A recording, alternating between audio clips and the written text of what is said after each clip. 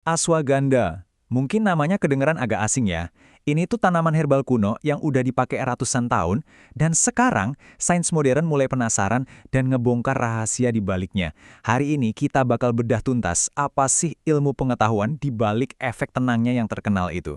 Pernah nggak sih ngerasain hal ini? Badan rasanya udah remuk, capek banget, pengen istirahat, tapi pikiran tuh kayak lari maraton, muter-muter terus, cemas, gelisah, dan nggak bisa berhenti. Nah, ini tuh perasaan yang umum banget di zaman sekarang. Perasaan capek tapi nggak bisa diem itu bukan cuma di kepala kamu doang. Itu adalah sinyal biologis yang nyata. Anggap aja kortisol, si hormon stres, itu lagi teriak-teriak. Nyalain alarm darurat di seluruh tubuh kamu, bikin kamu kejebak di mode siaga nonstop. Oke, di bagian pertama ini kita bakal kupas tuntas kenapa si badan bisa gelisah padahal otak udah lelah. Yuk, kita bedah apa itu stres kronis dan gimana caranya dia bikin kita kayak terjebak dalam lingkaran setan ini. Yang kita omongin di sini bukan stres biasa ya, bukan stres yang abis presentasi terus hilang. Bukan, ini adalah stres yang nempel terus-terusan. Nah, saat tubuh terus-terusan dalam mode siaga tinggi ini, kemampuan kita buat tidur nyenyak dan fokus itu benar-benar jadi korban. Jadi gimana dong cara keluar dari mode waspada ini? Tenang, ternyata alam punya solusinya. Yuk kita kenalan sama ashwagandha dan gengnya yang keren banget yang disebut adaptogen. Nah, ini yang bikin adaptogen itu spesial. Mereka tuh nggak kerja kayak obat yang langsung nembak satu gejala. Justru sebaliknya, mereka itu cerdas. Mereka bantu tubuh kita buat nemuin keseimbangannya lagi, terutama pas kita lagi dihajar stres. Biar gampang, bayangin aja ashwagandha itu kayak termostat canggih buat stres kamu. Kalau level stres lagi ketinggian, dia bantu nurunin. Kalau energi lagi drop banget, dia bantu naikin dikit. Intinya, dia bantu tubuh kamu buat balik lagi ke titik nyaman, ke titik seimbang. Oke, termostat, ngerti. Tapi gimana persisnya cara kerjanya? Kok bisa? Nah, sekarang kita masuk ke bagian sainsnya yang disederhanakan. Tenang, gak ribet kok.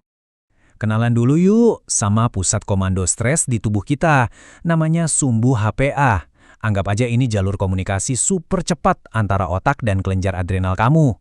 Jalur inilah yang nentuin gimana tubuh kita merespons semua hal, dari email bos yang mendadak sampai macet di jalan. Prosesnya itu kayak rantai komando, simple tapi kuat. Pertama, hipotalamus di otak mencium ada stres. Kedua, pituitari ngirim pesan darurat. Ketiga, adrenal langsung ngegas produksi kortisol biar tubuh siap tempur. Nah, ini bedanya kelihatan banget. Kalau responsnya sehat, tombol stres itu bisa nyala pas butuh dan mati lagi pas sudah selesai.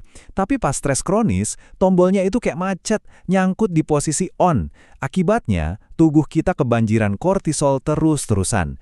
Inilah akar masalah dari perasaan lelah tapi gelisah itu. Dan disinilah ashwagandha beraksi. Senyawa aktif di dalamnya, namanya withanolida, itu nggak mematikan sistem ini, bukan. Tapi mereka bertindak kayak peredam suara. Mereka bantu mengecilkan volume, sinyal stres yang terlalu berisik tadi, jadi komunikasi di sumbu HPA bisa lebih tenang dan seimbang lagi. Oke, teorinya keren banget. Tapi beneran manjur nggak? Ada buktinya? Tentu ada. Sekarang kita pindah dari teori ke bukti nyata dari penelitian klinis. Angka ini bukan sekedar statistik loh, ini nunjukin penurunan hormon stres kortisol yang beneran terjadi di dalam tubuh. Artinya, efek ashwagandha itu bisa diukur secara biologis, dia beneran bantu tubuh jadi lebih tenang. Dan efek turunnya kortisol itu berantai kemana-mana. Studi-studi klinis secara konsisten nunjukin perbaikan di area yang penting banget buat kita sehari-hari. Jadi nggak gampang cemas, tidurnya lebih pules, dan mikirnya bisa lebih jernih. Nah, ini bagian yang krusial. Kita harus realistis. Tabel ini ngebantu banget. Untuk urusan stres dan tidur, buktinya kuat banget. Buat ningkatin fokus dan memori, cukup kuat. Tapi, untuk klaim kayak nurunin berat badan, sains belum bisa membuktikannya. Jadi, penting banget buat kita tahu mana klaim yang beneran terbukti. Oke, dengan bekal data ini, sekarang kita bahas gimana caranya menggunakan ashwagandha secara cerdas. Kita harus bisa ngelola ekspektasi kita, dan yang paling penting, melakukannya dengan aman. Ini penting banget. Jangan sampai kita kemakan hype di media sosial. Ashwagandha itu bukan pil ajaib yang sekali minum langsung bikin stres hilang. Bukan. Efeknya itu butuh waktu, butuh konsistensi, biasanya sekitar 4-8 minggu. Dan dia juga nggak bikin kamu jadi robot tanpa emosi. Dia cuma bantu melembutkan respons tubuh kamu terhadap stres. Jadi, kalau kamu mempertimbangkan buat coba ashwagandha, lakuin dengan cerdas ya. Perhatiin dosisnya, pilih produk ekstrak akar yang kualitasnya bagus, berkomitmen buat konsisten, dan ingat tujuannya adalah untuk mendukung keseimbangan, bukan sebagai obat dewa penyembuh segalanya. Dan yang ini nggak bisa ditawar sama sekali. Keamanan itu nomor satu.